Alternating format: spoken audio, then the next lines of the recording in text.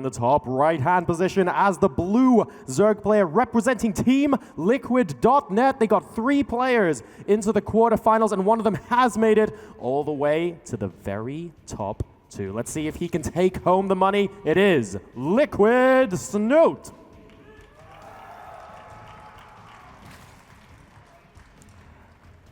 But his opponent standing in his way, spawning as the red Terran player in the bottom left-hand position of the map, representing Western Wolves, a previous champion of the Intel Extreme Masters, performing superbly this tournament. Our Korean Terran, we have Sting. By the way, I'm going to be doing the observing, so if I go too quick, say something. Sometimes I cannot help it. We just start flicking between locations at 300 APM, then you know exactly what's going on? I was talking a little bit with Snute and TLO before this series was going to be played, and I tried to get some information as to how they might play in this match and what we might see out of both of these players. I was asking TLO about what are the weaknesses of Sting. He's already played him, he's beat him before, and he was telling me that we don't see much all-ins out of Sting. He seems to be a macro player who likes to take his time and then be aggressive later on. We have a couple lags here. I hope this is going to be fixed or go away here in a second. And we mentioned in an earlier cast that we did of Sting that on some maps you just have the set build, and the Daybreak is one of those maps where we see Terrans go command center first more often, and he hasn't changed that up. He is going for that now today, Yeah, and Snute on the other hand, he can be very aggressive, and I think he knows about Sting's style. So we might see some big aggression here, maybe some big baneling play. From what I've heard, Sting, he does not like to use mines all that much. He plays with a lot of bio, lots of medivac drops, but he does not use all that many mines. So if Snute was to play Mutas and Lynx, Banelings against him, this could do very well. Yeah, very well could. I mean, we haven't seen that many big baneling plays so far this tournament. Snute is certainly a player very capable of putting on that aggression. He, of course, used to participate in a lot of Playhem dailies. So we were talking about some of his play before a long time ago now. Used to cast him all the time. And he does love his back in Wings of Liberty, his Zergling baneling play. Very micro-intensive, and he's very capable of pulling out a fast one that way. So I wouldn't be surprised, and I would actually be very entertained to see some action like that early on in the game. Yeah, me as well. Snute's Overlord here was able to spot everything that's happening. He sees the first command center. From there, he can make his choice. He can go into a very quick third hatch maybe, although it will be very risky. He's going to choose to go for the extractor before that. He's going to mine some gas, most likely go for maybe a quick speed here before trying and taking a third. I wouldn't be surprised if we see a very quick third queen here by Snute, because he's been using this a lot against Protoss, and it's probably even better against Terran than it is against Protoss. Yeah, that's a great point. Versus Baby Knight, he had the queens out at the natural expansion, ready to ward off the early Mothership Core harass. He was doing it pretty much every single game, which is why those gateway openings from Baby Knight just weren't working out very well against him. So would not be surprised at all to see him adopt a similar approach here against his Terran opponent. And Sting here, he did see the speed starting on the pool. You can time it pretty well. Most players know that it's 110 seconds, as you can see, so he knows that in just a little bit less than 2 minutes, there is going to be speed with Snute's Zerglings. From there, he can try and time his aggression just to make sure that he has the Watchtower at this time, so that he does not get surprised by Zerglings with speed, any type of run-by. And third command center is on the way here, but by Sting, as I said, we do not see this player all-inning very often. And we have a Roach run on the way here for Snute. He's still mining gas. We might see a big aggression here. Okay, so the Roach is going to be popping out early here from our Zerg player Snute, looking to put on some pressure, possibly end the game early. We have the reactor on the factory now as well. This could be defensive Roaches as well, but I think since he saw the command center first, he might be thinking, well, I know that you're going to go for a third command center. I know it, so I might as well try to punish it. So he's either getting 5 to 7 Roaches to try and defend his Cryptomorphs and just try to secure a third, but I think he's going to be very aggressive here. Yeah, that's right. He's right. taking the second route, the one with lots of units. He's going to start with 9 Roaches. He's actually droning behind it. 10 Roaches. Okay, just 10 Roaches a rush. And the rallied to his opponent's natural as well, so definitely looking to be aggressive there. The thing, okay, I've seen this rush before. I've seen Hyun doing this a lot. When he knows that his opponent goes for a quick command center and then into a factory, this can do a lot of damage and kill especially SCVs. You can kill up to 20 SCVs, sometimes 15. But now Sting is not going for Hellions.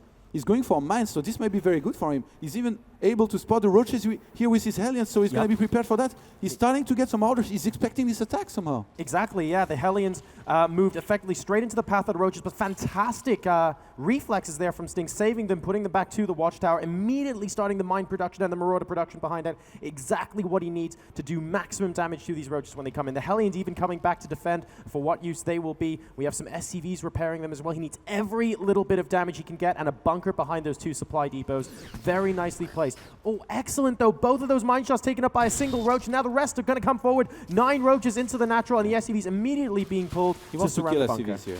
He wants to kill SCVs. He knows he's not going to end the game here. He just wants to step in there and kill SCVs, but the problem is that Sting has such a nice position here. Snute is afraid that there might be more mines over here, so he's not going to move in there for the moment. He's going to wait, but I mean, those mines, they are going to be ready to detonate very soon here, and I wouldn't be surprised if Sting he tries to leapfrog with his mines. That's exactly what he's doing. The third mine's going to hit multiple roaches. There we go. Decent amount of splash damage. And now the units coming out of the bunker. The mines moving forward to burrow as well. 3 more mines burrowing right in the face of those roaches. Liquid Snute has a lot of units here, but they're on very low health, and the mines detonate. Everything else gets cleaned up. Number of workers lost, Todd? 1 so far on Liquid Snute. Not bad at all. And this is going to bring Snute on 54 drones to 45 SCVs. Not bad, but could have been a lot better. I like Snute's overlords on the map. Look at the vision he has. 2 overlords over here, 2 over here. He's ready for every single drop that Sting might go for in this game, even the one over here.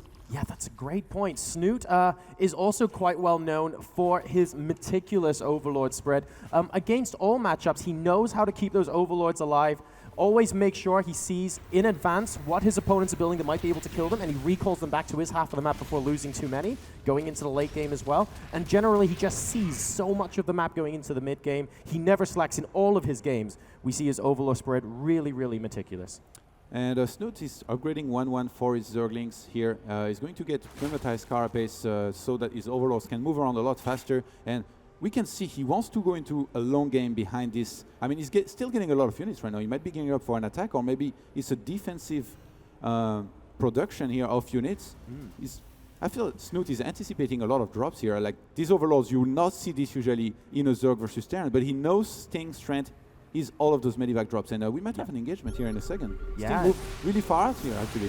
Whoa, and very, very nice. Getting the roaches to surround a lot of that bio before actually engaging there, getting a few really, really nice shots off from the Lings. Going to try and trap the rest of these units. They will be able to start a step back, but they're on very, very low hit points. Those Speedlings will be able to pick a few more of them off. Needs to be careful he doesn't run into those mines. They could end up killing a lot, and nice, pulling back 3 of those Lings last second. Most of them do survive.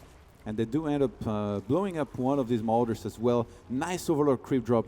If this gets complete... Oh, we have an attack actually, Rorsar. Yes, we do. Going into the natural expansion. Really nice choke on those roaches, trying to prevent units from getting through. The SCVs are repairing the bunker. The roaches have decided they're actually just going to be picking off SCVs as quickly as they can. Now moving to the other side of the orbital command. A tank goes down onto the low ground. Sting is going to be able to get some very nice splash damage done on these roaches. Just needs to siege that up in a bit. He's actually going to leave it in unsiege, and the tank's going to get picked off. More reinforcement roaches coming in from Snute. Sting potentially in a lot of trouble here. And these roaches are going to keep on streaming in there. Sting has lost so many SCVs already. He's lost 30 SCVs. He's going to fall to 32 SCVs. Even more units are dying right now. Those roaches, they are running rampant in Sting's expansion. They're going to kill pretty much everything that's left. I mean, Sting has got a couple of Marines. He might be able to get rid of those roaches, but we have more units streaming in the middle of the map. Oh, he's not focusing down. The bunker actually did quite a lot of damage here. The roaches didn't focus it down, could have finished. And I really liked that Snute brought his overlords with this attack. They absorbed so many of those Widow Mine shots while the roaches went to work. Let's take stock of where the game is at now. Liquid Snute currently at 95 supply. We have Western Wolves Sting at 70, and the worker supply is in favor of Snute heavily at the moment. Yeah, he's almost 63 double. to 34, exactly. That's so much. I mean, Sting, he has triple mule with his 3 orbital commands, but I mean, there is only so much mules can do. He's not been able to make an armory just yet because of all of this aggression, so he's going to be stuck on 1-1 here for quite some time. And more roaches here are denying the third from landing. For the moment, Snute is going to be very careful. He knows that there is basically a minefield here. I think that might be the perfect name for what's there. Yeah. And in the meantime, he's going to start a couple spines in his third. I like this. He knows that right now he has a huge advantage. The only way Sting will come back will be with some very nice medivac drops. So Snute is going to be very careful. And here's drop number 1 going into the natural expansion. Queen almost immediately getting picked off there. We have a spine crawler and a spore crawler going down, but it's not going to be in time to attempt to divert this drop. It's both of them going down, and now he's going to get to work on the hatchery. Is there going to be enough units here in time? The roaches are kind of all the way out on the other side of the map, so he's not going to be able to get back. It looks like a third base is a bit forfeit here. We have a lot of Lings popping out, and 7 Mutalisks also on the way. No, the Lings get there just in time. Hatchery on about 1/4 health. And Snute is going into a Mutas transition here, but he's only getting 7 right now. He does have some extra gas. He could go up to 12 if he wants here very shortly, but he's going to try and take a 4th.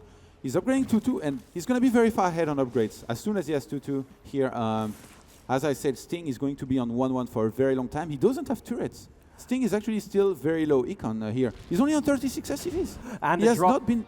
Sorry, a drop coming in via the top tot. It was spotted by an Overlord, and therefore it immediately gets boosted into the main base. It is actually within range of a Spore Crawler at the moment. The medevac going below half health, and now we have another bunch of Marines killing off workers.